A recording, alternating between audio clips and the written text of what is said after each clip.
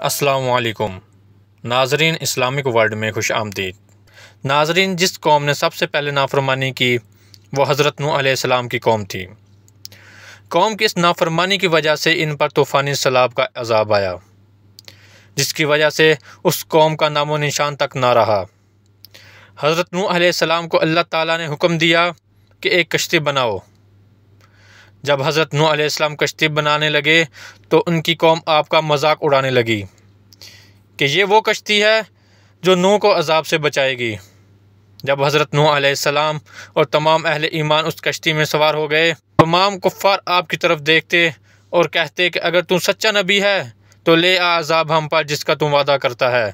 جب ان پر عذاب الہی آیا تو نوح علیہ السلام نے فرمایا، یہی وہ عذاب ہے جس کو تم مانگتے تھے اور اس کا مذاق اڑاتے تھے، بس آج اس سے بچ کر دکھاؤ سوائے اس کے جس کو اللہ پناہ دے۔ ناظرین، آج کل جو سیلاب ہم پر آیا ہوا ہے یہ آخر ہماری کس نافرمانی کی وجہ سے آیا ہے؟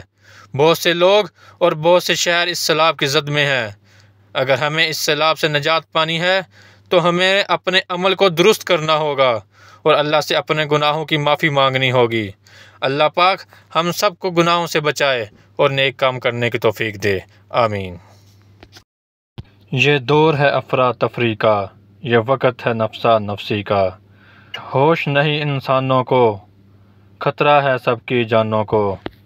ایک خوف سا سب پہ چھایا ہے، چہرہ چہرہ مرجھایا ہے، کیوں دنیا میں اندھیرا ہے، کیوں ظلم نے سب کو گھیرا ہے۔